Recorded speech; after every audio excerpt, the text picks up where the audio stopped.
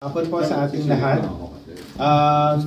Ngayon pong umagang ito ay nagpasa ang Metro Manila Council Resolution regarding regulation ng e-trikes at mga other electronic or e-vehicles na ipinagbabawal na po natin sa major roads na nasa jurisdiction ng MMDA.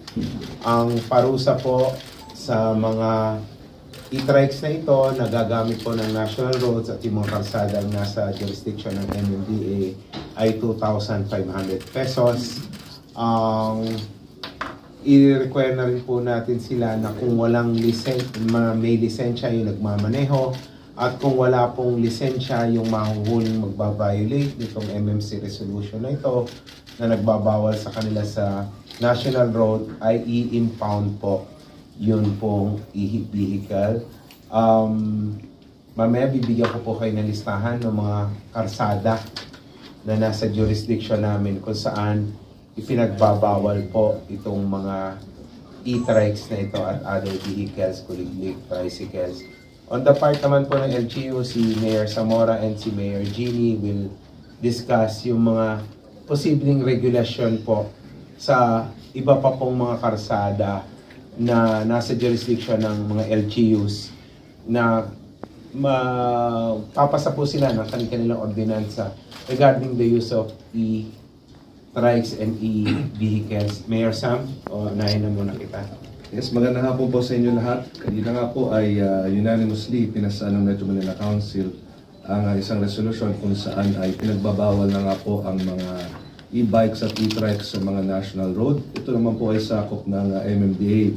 Pagdating naman po sa mga LGUs, given that we have our local autonomy, tungkulin po namin na magpasa ng mga ordinansa upang tukuyin alin sa mga kalye sa aming mga lungsod ang bawal din ang mga sasakyan na ito. At gaya ng binanggit nga po ni Chairman Artes kanina, yung mga e-bikes at e-trikes na mahuhuli ho natin na minamaneho ng mga walang lisensya ay ating pong i-impound. Kanina nga po, tinanong ko ang LTO kung within the power ba ito ng LGU at ang sagot po sa atin kung ang e-trike na yun ay number 1, hindi rehistrado. Pangalawa, minamaneho pa ng isang tao na walang lisensya ay 2 violation na yun agad.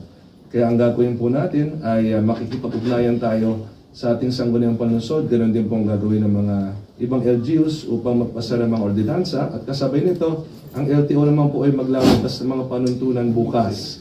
Ang layunin po natin ay ang panuntunan ng LTO at ang mga ordinansa ng mga LGU ay maging unified, no? Para wala hong maging conflict dun sa magiging policies ng mga local government units at ng LTO. So ito po yung inaasahan natin mangyari sa mga susunod na araw.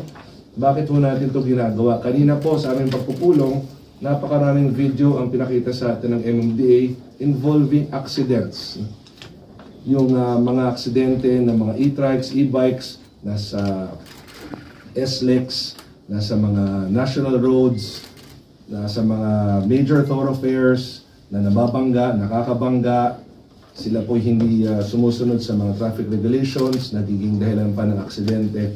At sana nga wag dumating yung punto na may mamatay pa dahil dito. Kasi kung meron mga sasakyan gaya nito na maaksidente, una-una, nakarehistro ba yan? Ang nagmamaneho, siya ba ay authorized? May lisensya ba yan? Sapagkat pag wala siyang lisensya, ibig sabihin ay hindi siya dumaan sa sapat na training when it comes to the skills of driving these vehicles on these roads. May mga videos pa tayo kanina kung saan mukhang grade school na bata ay nagmamaneho ng isang e-trike sakay ang ibang bata din. Kaya ito ba ang gusto natin makita sa ating mga kalye? No?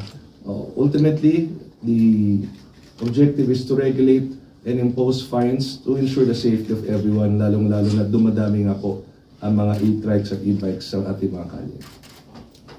Mayor Jeannie? Katulad nga po ng binanggit kanina ng Chairman Artes at ni Mayor Zamora, nais po natin ma-ensure ang safety at peace and order situation din sa ating lugar, including e-trikes, na marami na pong umusbong na iba't ibang klase na vehicles, hindi lang po motor. Dati po kasi ang ating pong batas ay sabi nga po kanina ni kaso 1964 pa daw yung national na batas tungkol dyan sa ating motor vehicles. Ngayon po, ang dami na pong mga sasakyang naglipa na.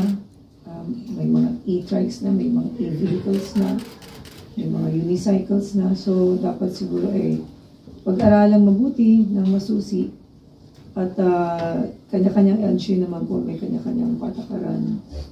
Pero gusto na rin po natin magkaroon ng unified batas para sa lahat. So, angkop na angkop po ngayon ang concerns natin dito sa proliferation ng e-trikes. So, nagkakaisa po kami dito sa MMC para mapatupad ng maayos ang ating mga batas. At sa amin pong LGU ay pag-aaralan pa po namin ng maayos kung anong dapat namin gawin. Pero nag-agree po ako din sa national roads dahil napakadelikado at napaka-dangerous kung hindi naman po natin susubayban at i-regulate yung ating mga e-trikes doon, mga e-vehicles.